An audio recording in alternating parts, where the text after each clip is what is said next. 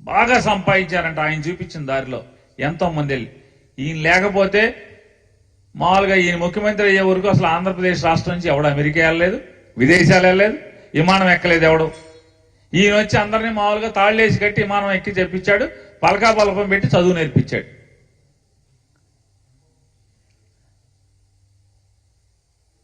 ఒకప్పుడు అంట ఈ రాష్ట్రంలో ఉద్యోగాలు విపరీతంగా ఇచ్చే రాష్ట్రం ఏదంటే ఆంధ్రప్రదేశ్ అంటే తను ఉండగా చూపించేవాళ్ళంట.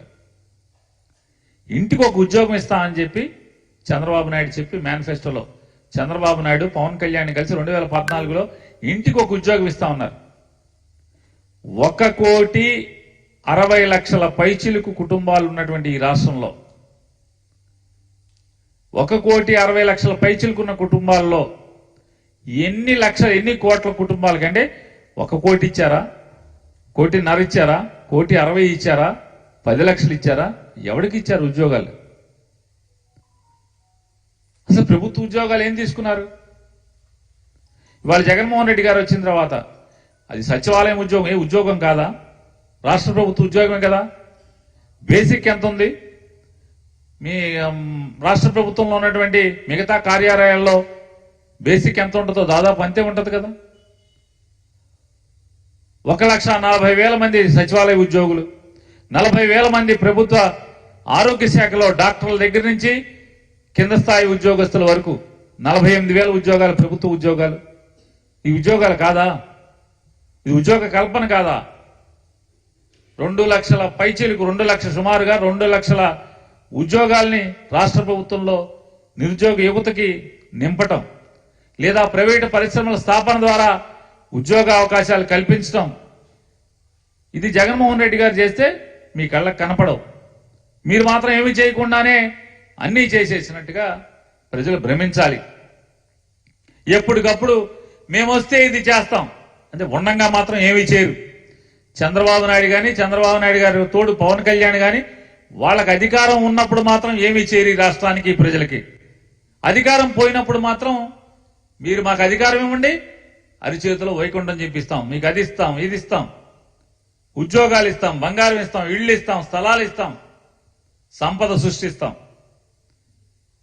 జగన్మోహన్ రెడ్డి గారు అంటే పరిపాలన బాధుడే బాధుడంట. నిత్యావసర సరుకులు ధరం నిండి ఆకాశాన్ని అంటుతున్నాయంట.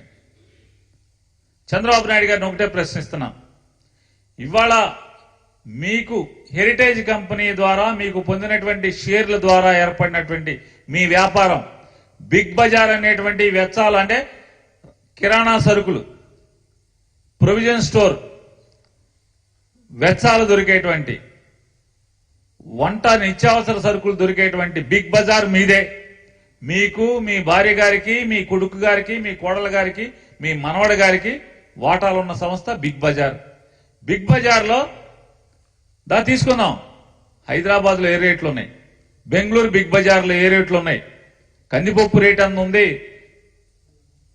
శనక్కాయ నూనె రేట్ ఎంత ఉంది, విజయవాడలో శనక్కాయ నూనె రేట్ ఎంత ఉంది, కందిపప్పు రేట్ ఎంత ఉంది, బియ్యం రేట్ ఎంత ఉంది, మీ బిగ్ బజార్లను చూద్దాం.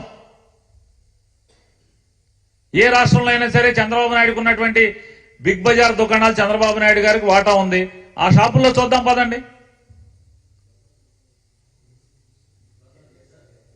ఏమండి సార్, వీరు విలేకరులు హెరిటేజ్ దేంట్లో కలిసింది సార్? ఉన్నాయి, రండి, హైదరాబాద్ వెళ్దాం రండి. మీరు మూత పడలేదు సార్, ఉన్నాయి సార్ షాపులు. మొన్న కూడా ఎచ్చాలు కొనుక్కొచ్చి తీసుకెళ్లి చూపించాం, బెంగళూరులో ఎచ్చాలు కొని తీసుకెళ్లి అనంతపురంలో చూపించాం. మొన్న అనంతపురం మీటింగ్కి వెళ్తా మీ ఇట్లాగే తీసుకెళ్లి బెంగళూరులో బిగ్ బజార్లో కొనుక్కుని తీసుకెళ్లి చూపించాం. ఇదిగో ఇది చంద్రబాబు నాయుడు దుకాణం అని చెప్పని. హెరిటేజ్ సంస్థ దేంట్లో కలిసిందండి? ఫ్యూచర్ సంస్థలో కలిసింది. ఫ్యూచర్ లో చంద్రబాబు నాయుడు హెరిటేజ్ కూడా ఫ్యూచర్ కంపెనీకి సంబంధించిన దాని కింద బదలాయింపు జరిగింది. ఫ్యూచర్ హెరిటేజ్ లో పాలు, పెరుగు, నెయ్యి మాత్రమే అమ్ముతారు ప్రస్తుతం. అంతకుముందు అన్ని అమ్మేవాళ్ళు. పాల ప్యాకెట్ రేట్ ఎంత ఉంది, నెయ్యి కేజీ ఎంత ఉంది హెరిటేజ్ లో, బెంగళూరులో ఎంత ఉంది, హైదరాబాద్ లో ఎంత ఉంది? అదే 360, 370 కదా అర కేజీ. నెయ్యి పాల ప్యాకెట్ 1/2 లీటర్ అదే 30-32 రూపాయలే కదా, ఎక్కడైనా అదే ఉంది కదా. ఏ ఆంధ్రప్రదేశ్లో రేట్ తక్కువ, ఎక్కువ అమ్ముతున్నావా లేదా మీరేమన్నా తక్కువ అమ్ముతున్నారా మీ హెరిటేజ్ దాంట్లో?